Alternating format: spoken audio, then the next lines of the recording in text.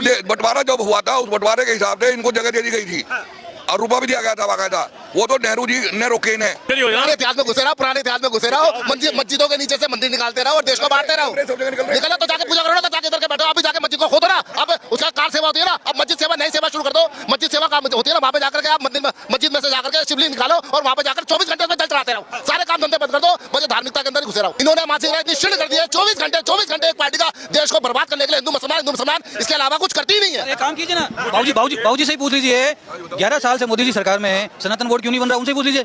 बनन कौन देगा? ये बनन देंगे? ये जो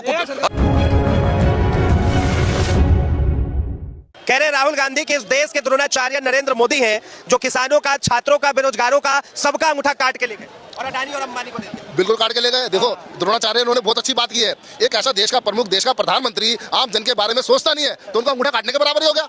उनको बेकार में परेशानी के ऊपर धकेल रहा है। क्यों धकेल रहा है? क्यों उनकी बातें नहीं सुनी जा रही है? जैसे कि मैंने भी आपको बताया, LIC को अब आम जिस समय आदमी जो परेशान होता है, मेडिकल की वजह से परेशान होता है। बाबूजी इतनी बड़ी उम्र है, अगर बाबूजी धन सही है, अगर के बच्चे को देख रहे, अच्छी बात है। अगर मेडिक्लेम, अगर आज के टाइम में आम आदमी मेडिक्लेम कराता है सरकारी हॉस्पिटल में, अगर एक बार कोई आदमी चला गया तो समझ लो वापस नहीं आएगा। ये बात आप ध्यान रख लो। इतना बुरा हाल है सरकारी हॉस्पिटलों का। एक आदमी अगर उस हॉस्पिटल में चला जाएगा तो जिंदा वापस नहीं आएगा, बिल्कुल जिंदा वापस नहीं आएगा। मैं लिख के दे रहा हूं। ठीक है, इनसे भी जवाब ले दे सर। राहुल गांधी कह रहे हैं कि प्रधानमंत्री जो है द्रोणाचार्य है, उंगली काट रहे हैं सबका। गलत कह रहे, गलत कह रहे हाँ, गलत कह रहे। ये जो कई करोड़ लोगों को फ्री में राशन मिल रहा है, ठीक है, मध्यम वर्ग जो है, हमारी तरह का वर्ग जो है, नौकरी पैसा आदमी परेशान है, उनके लिए नहीं सरकार सोच रही, क्योंकि इनका पैसे को जो है, इनके पैसे का दुरुपयोग हो रहा है।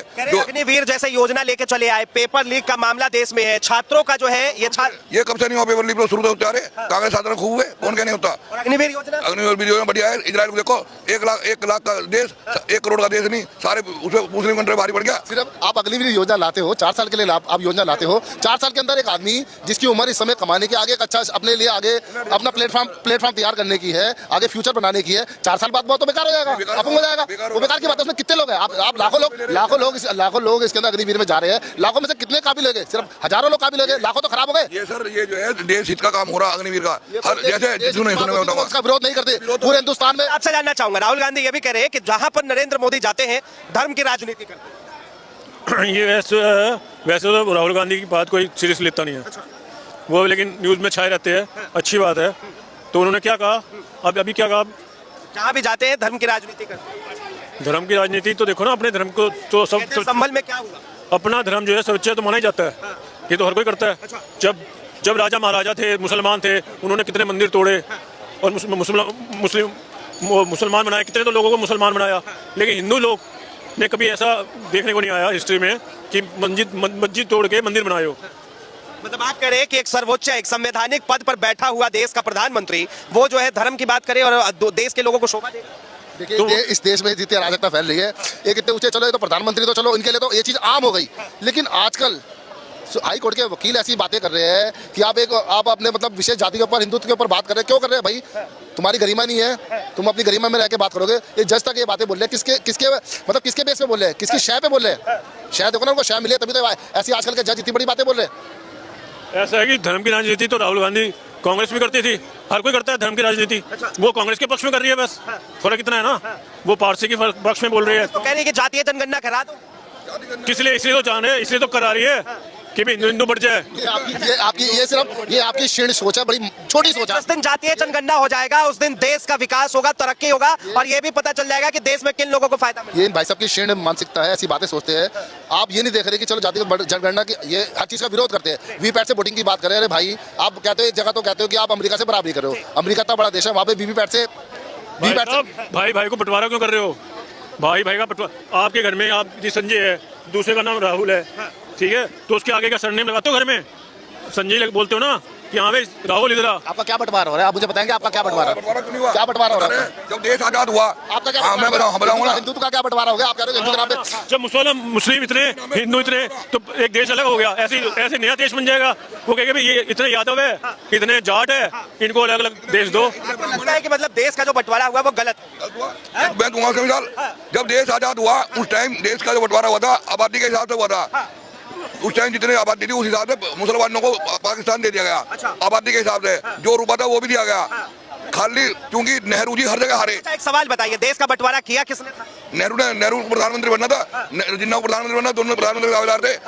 और दूसरे गांधी जी के दोनों लंगोटे यार थे, जिसकी वजह से बंटवारा होना नहीं था। बंटवारा पूरे विश्व के अंदर गांधी जी को ऐसे प्रस्तुत करते हैं, यहाँ के जितने भी बड़े देशों के नायक होते हैं वहाँ पे आकर नतमस्तक होते हैं गांधी जी के राजघाट पे जाकर के। और ये हमारे यहाँ के जो प्रधानमंत्री और राष्ट्रपति वो भी वहाँ पे जाते हैं, सिर्फ ड्रामेबाजी करने के लिए जाते हैं। अरे तुम्हें गांधी जी इतने बुरे हैं तो गांधी जी का नाम हटा दो, नोटों में सब हटा दो, गांधी जी का वोट छोड़ दो। को मैं राष्ट्रपिता नहीं मानता। अरे छोड़ दो, बेकार की बकवास है लोगों की। राजगद्दी अच्छा है, दोनों को राजगद्दी चाहिए थी।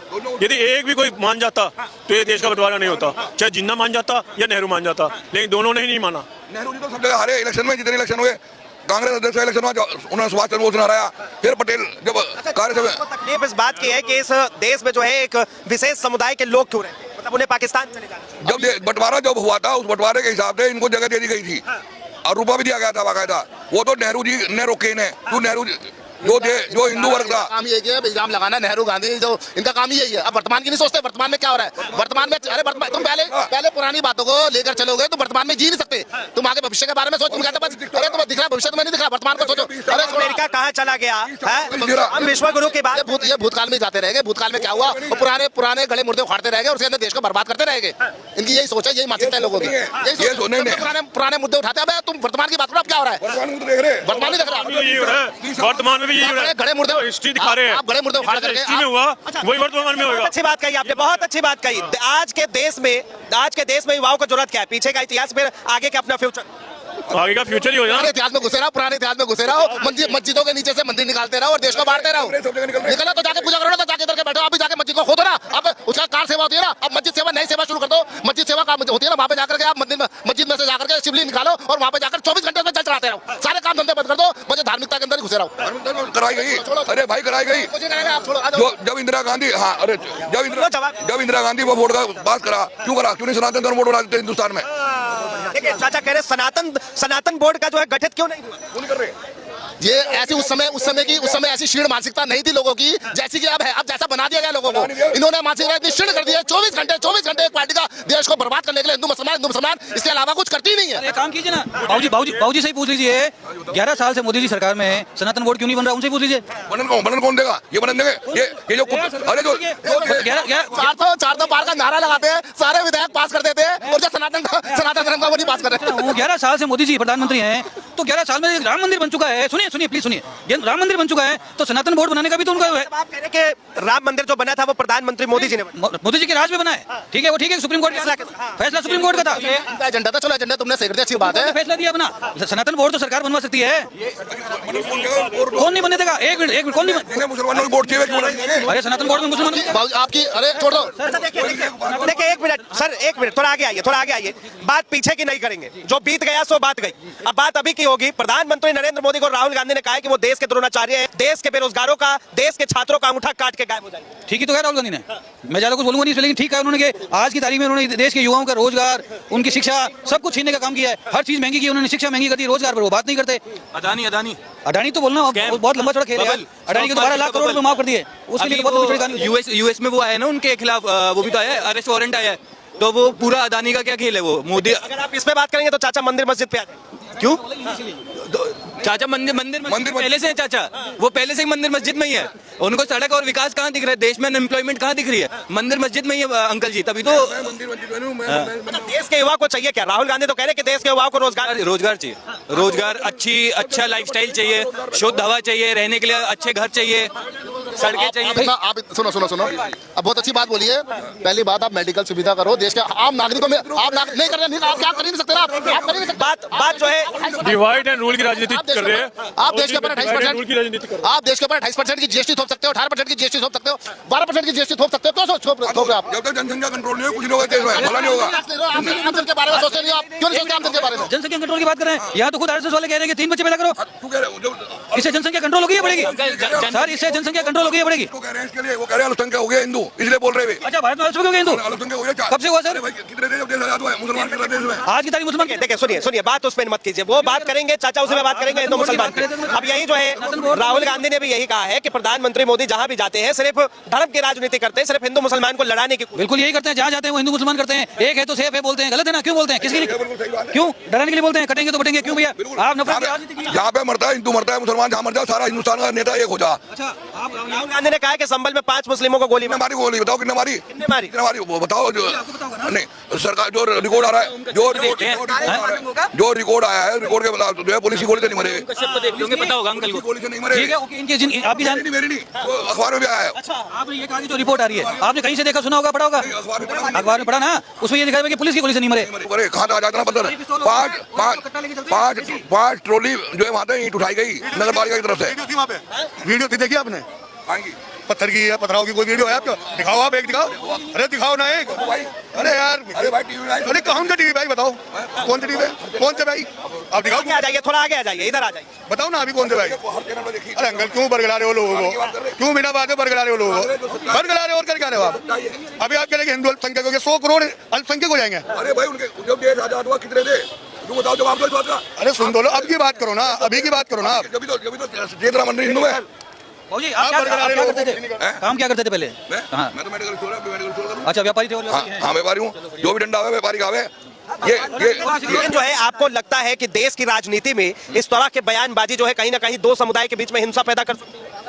कोई एक बात हो तो इंदिरा गांधी ने कहा है सर कि इस देश का राजा भेष बदलना जानता है लेकिन प्रजा से मिलना नहीं, ये बात पहले से क्यों नहीं उठी? जब जो है योजनाएं जो भी आती थी इनके लिए आती थी, जब क्यों नहीं उठी है? वक्फ बोर्ड बनाया, क्यों बनाया गया देश में, क्यों बनाया, किसने बनाया? इंदिरा गांधी बनाया गई। और जो है 1991 में जो इम्प्लीमेंट हुआ, वक्फ बोर्ड कहीं भी बोर्ड लगा देगा उसकी जमीन हो जाएगी, वो क्यों हो जाएगी? सर, वक्फ बोर्ड के बारे में क्या क्या जानकारी, कितनी जमीन है वक्फ बोर्ड के पास? हिंदुस्तान में सबसे जमीन वक्फ बोर्ड के पास है आज की तारीख में, जो रिकॉर्ड दे रहे उसके बाद। एक मिनट रुकिए, आपको एक जानकारी दुरुस्त करता हूँ आपकी। ठीक है, मैंने भी देखा है, एक फेसबुक पे एक व्यक्ति है निशांत वर्मा, शायद आप जानते भी होंगे। ठीक है, उनसे उनकी सुनिए, उन्होंने क्या बताया वक्फ बोर्ड के पास कितनी जमीन है, क्या है, सुनिए आप उनको। नहीं, आप ऐसे ही बता दीजिए मोटा मोटा। मुझे याद नहीं, मैं 4-5 दिन पहले सुना था। लेकिन एक बात बताइए, वक्फ बोर्ड के जमीन से आपको क्या लेना देना? हमें क्या लेना देना होता? उनका बढ़ता जा रहा है, एरिया बढ़ता जा रहा है, जहाँ भी वो करो वहीं उनका आवे। लेकिन राहुल गांधी तो कह रहे हैं कि देश में महंगाई बढ़ता जा रहा है, बेरोजगारी। वक्फ बोर्ड है तो वक्फ बोर्ड संसद की जमीन को कहते हैं, संसद उसमें वक्फ बोर्ड में संसद बना हुआ है, वक्फ बोर्ड की जमीन बना हुआ है। इंदिरा गांधी कहती है कि मोदी जी भेष बदलना जानते हैं लेकिन जनता से नहीं। क्यों? एक बात हो, जब उन्होंने ये कहा, जिसने भी कहा मुझे नहीं पता, लेकिन जब उन्होंने कहा